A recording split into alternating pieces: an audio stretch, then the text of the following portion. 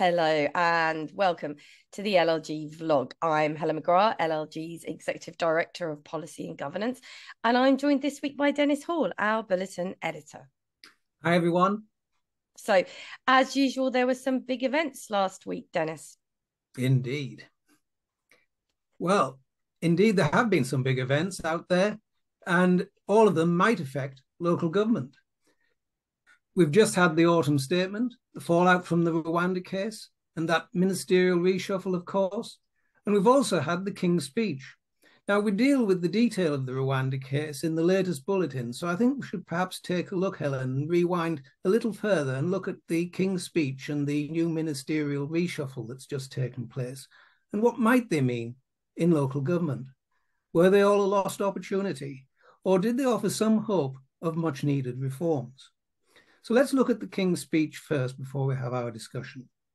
Bills covering data protection, housing, licensing, and the economic activities of public bodies were among a raft of new legislation that was announced in the King's speech on the 7th of November. But there was nothing on the reform of council finance, nothing to respond to the massive impact upon councils of the burgeoning costs of adult and social care. But what was there for local government? And what should have been in the King's speech? And what would have been good for us? Some were pinning hopes on a possible announcement in last Wednesday's autumn statement, but as we now know, there was nothing said about those reforms. And then there was the PM reshuffle. Our sector emerges with Michael Gove still at the helm of Duluth, but with Lee Rowley now appointed as the 16th Housing Minister in 12 years. A newly appointed local government minister, Simon Hoare, has been a parish, district and a county councillor, but no recent connection to current policy for the sector. So what can we derive from all of this, Helen?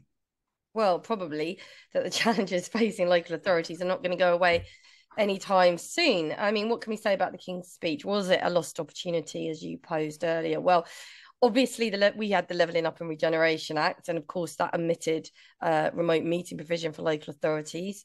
We've talked about that extensively. I mean, I think it did bring in the housing accommodation cap in terms of increasing that, which is really positive for those struggling to make that difference between their benefits and the rental demand. It did address no fault evictions, which again I think is a positive step. And the leasehold and freehold bill, which the government says is to introduce fairness into the market. It seems on the face of it to be positive, but will funding cover the cost of the new duties in the bill? I think that's probably a big question. I know Michael Gove just today has been asserting the fact that the government will be able to get the bill through before the next election. I don't know if you saw that, Dennis. Yeah. And then for me, it talks about justice system reform, but again, it comes back to funding.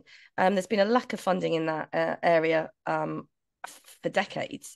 So these are great ambitions, but where's the money coming from?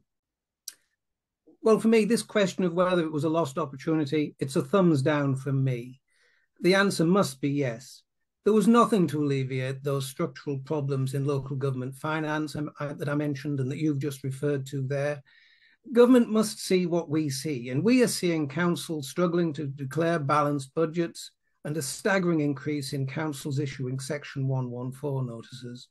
And there was nothing to solve the problems associated with those burgeoning costs of adult social care and its impact upon other council services.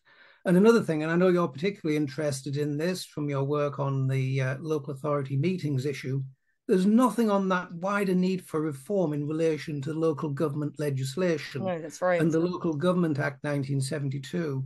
I'd be interested in your view. I mean, at the very least, we should have consolidation of the most complex range of legislation that probably exists on the statute book at the moment. And not just that, going further, perhaps we need modernisation of the legislation too, and not just consolidation. I'd be interested in your view on that.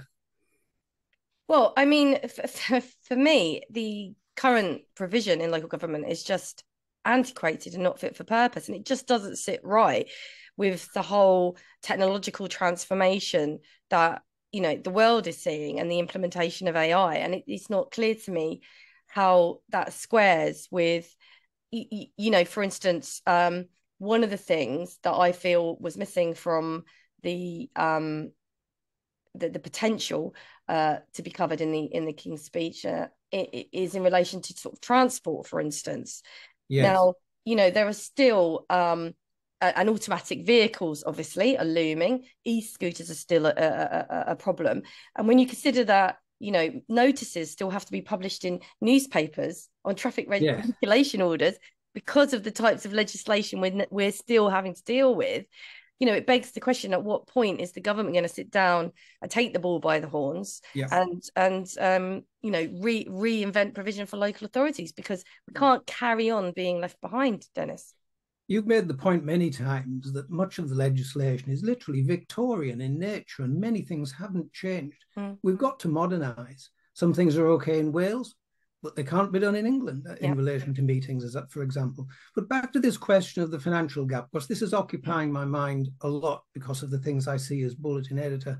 Many, after the King's speech, were pinning hopes on the autumn statement that we've just had. Many commentators were hoping for announcements about the financial situation. But we didn't get any of that. Now, our sector was looking for certainty. I've got a quote here from Sean Davies, the LGA chair. He said he wants to see financial certainty and the ability for councils to plan for longer than a year. As you know, we have 1 year financial settlement still in local government. Why don't we have planning over a 4 or 5 year period? Yeah. But the autumn statement just had bits and pieces in relative terms. There was extra money for homeless prevention support, local authority housing fund. There was an announcement of 3 new investment zones and 4 new devolution deals. But what we didn't get was anything to provide the kind of certainty that local government needs to plan its way out of the problems that it faces. So in effect, the autumn statement means that council will face real-term cuts in the future and probably for the next 5 years. This is something that's going to cut across the next general election too. So it is a great disappointment from that point of view. What do you think of the reshuffle? Do you think that has any good news for us? I think that's interesting in terms of the 2 appointments you mentioned earlier, but I will just say, if I may, one of the other glaring gaps in the speech is the mental health bill, Yes. or absence of. So, I mean, there's been a 6-year project to, as I understand it, to overhaul the Mental Health Act. Which started back in 2017 with the independent review of the Mental Health Act, followed by the 2022 draft Mental Health Bill. And then the report, I think it was a parliamentary committee on the proposed legislation, which was published earlier this year, in fact, in 2023. But there was nothing in there about the mental health bill. And therefore, there's a massive question mark over that. You've talked about the issues in social services. There's huge issues for mental health provision as well. So I think that was definitely a lost opportunity. But to take you back to your question in relation to the reshuffle. So I had a look at both Lee Rowley and Simon Orr. And it's interesting to me that they both, from what I can tell, share something in common, which was the fact that they were the first individuals from their family to go to university. And they both had from what I can tell, state school education, which I think is interesting. What's your views in relation to the only thing I know about Lee Rowley, you remember he was the local government minister for a time, and he stepped into the dispute with South Cambridgeshire regarding their proposals for a 4-day week, threatening them with best value notices and so forth. So he was notable for that.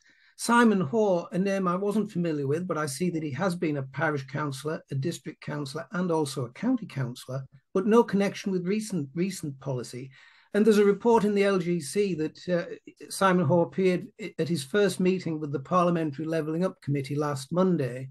And he said this, he said, local government is deep within his DNA, describing his new role as a working partnership with councillors, not as a minister who will point a finger and name and shame. So I got an impression that he's taking a conciliatory approach to the affairs of his new portfolio, and that might be something. He said he wants to work with those councils that are struggling with budgetary issues and the risk of issuing a Section 114 notice. He says he wants to reach out to local government. So some positives there, perhaps.